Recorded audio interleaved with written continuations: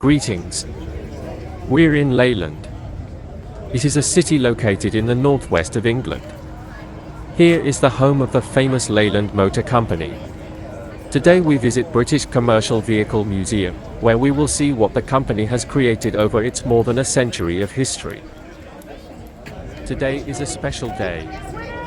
The local motorcycle club organized a small exhibition in front of the entrance to the museum. Before we go to the museum, let's have a look on the motorcycles.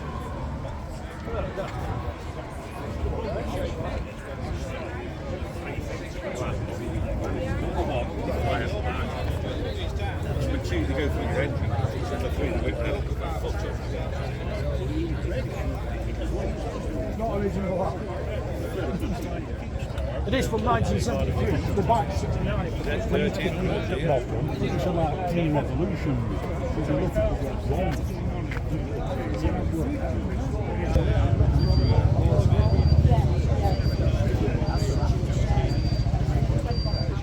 There are many old and not so old motorcycles. As you can see, they are carefully looked after. The owners came to the exhibition on them. What was to get in and out? Yeah, I mean, my lad's much same size as me.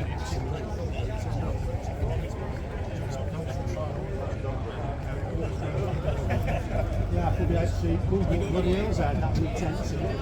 What solos were riding?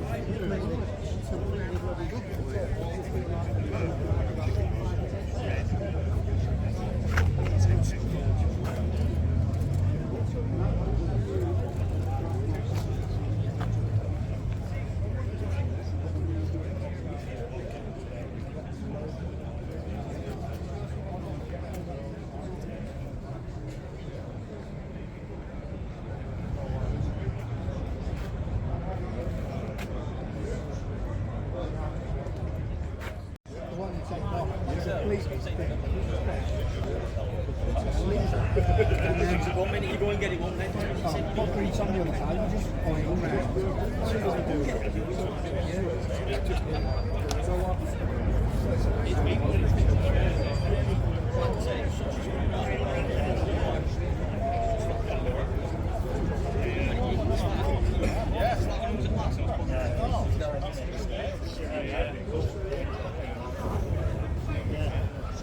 Right, today you're in it. Just temperature and not overcrowded too much.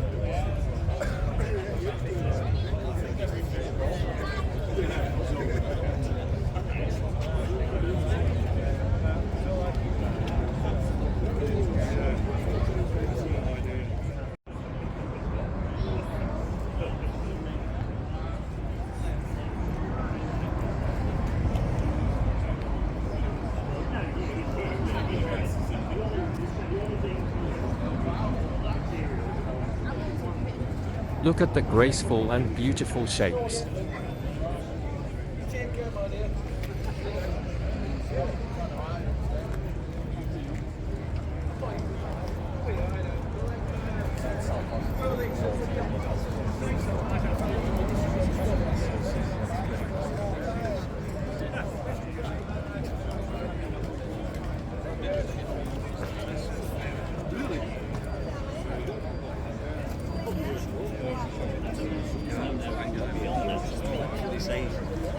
Where's my red light nanas?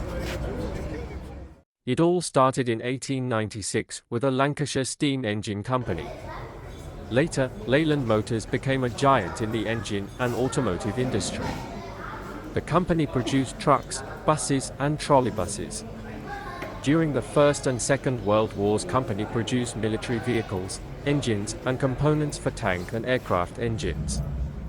The company is now owned by the DAF Corporation and produces several dozen trucks a day. All of them carry the DAF label.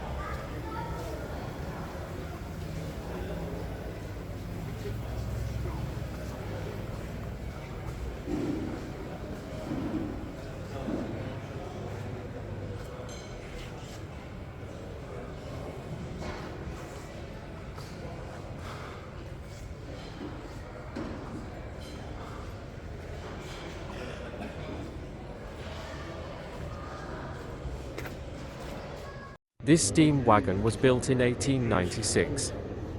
In fact, this is a wagon that was previously pulled by horses. A steam engine is installed on it. It is placed in the back. The driver's seat is also located there. So, it moves backwards. Swivel wheels located at the back. They are turned by one of the horizontal metal rudders. The second is the brake. Speed about 14 miles per hour. Brakes similar to modern bicycle brakes.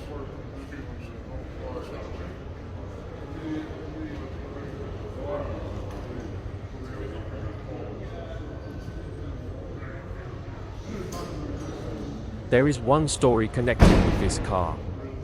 It was built in London, and the customer lived in Wales. There were no special roads then, and the delivery of the car took 3 days. When it finally arrived, the joyful customer ran out to the meeting, tried to jump on it, but unsuccessfully. He fell and the car ran over his leg and the foot had to be amputated.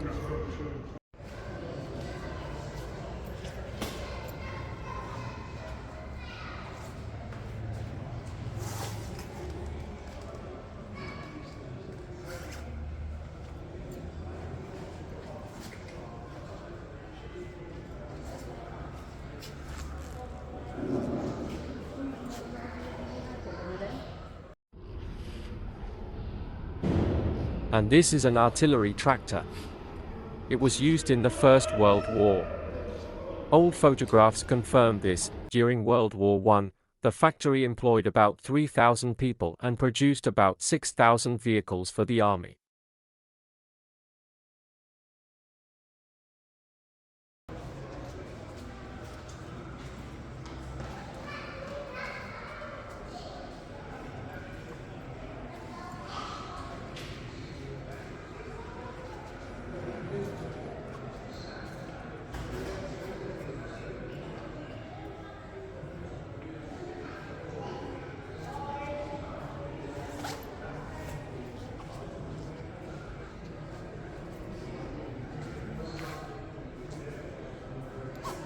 Foden steam truck. Many companies made similar trucks in the first third of the 20th century. One person drove it, and the second maintained the steam in the boiler.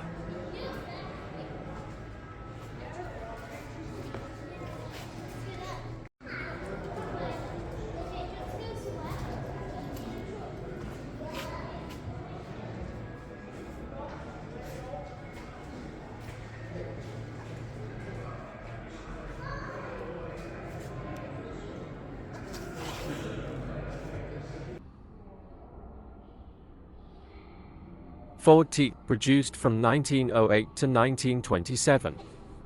Approximately 16 million copies were produced. All cars used in United Kingdom were made in Manchester under license. Engine volume of 3 liters, 20 horsepower, 2 gears.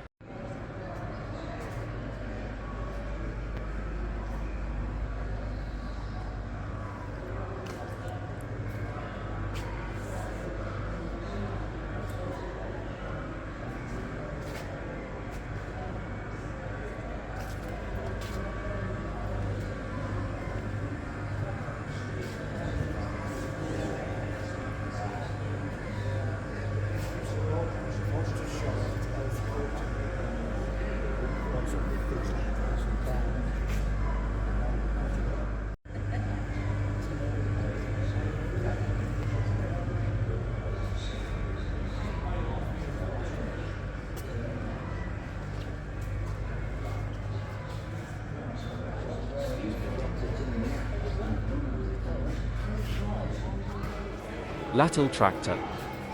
For driving wheels. Built in 1932.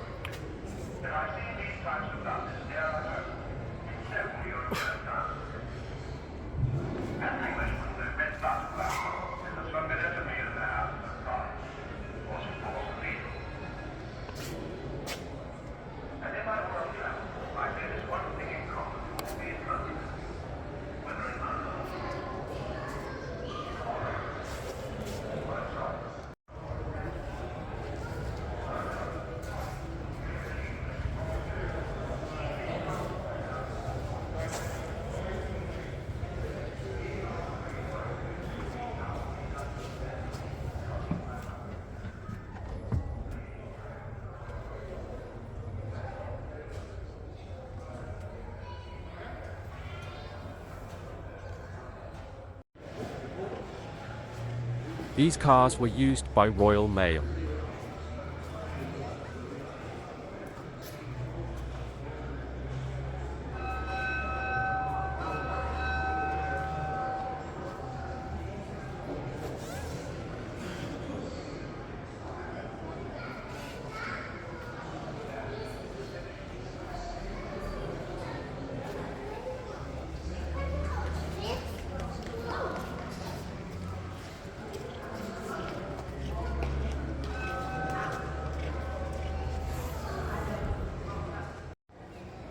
Fire truck, built in 1938. It had a ladder, unique for those times, 30 meters high. It had a built-in telephone. So the fireman who was upstairs had a connection with colleagues below.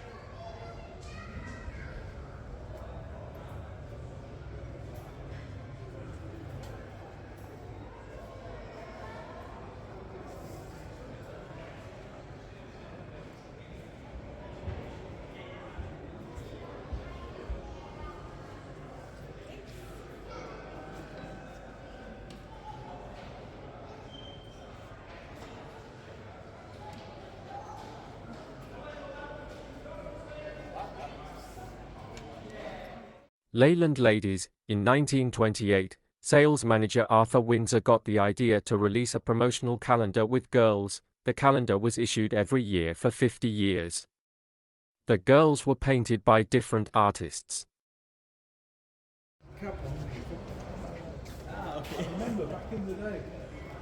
Leyland T45 POPEMOBILE. When Pope John Paul visited Britain in 1982, Leyland supplied 4 POPEMOBILEs. 2 were made on the Range Rover base and 2 were based on 6-wheel chassis.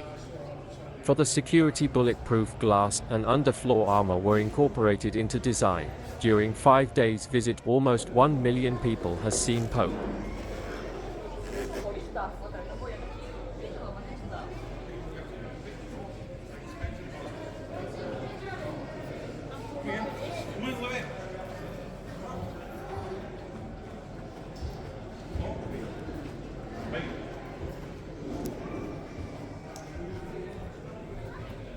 Declan, where's your phone? I'll take a picture of you.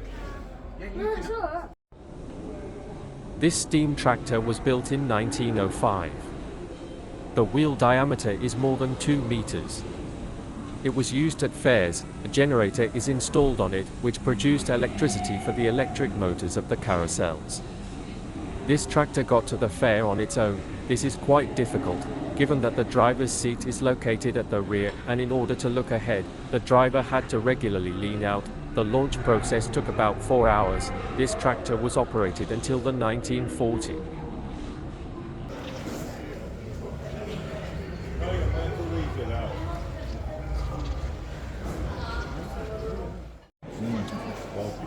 There is also small souvenir shop.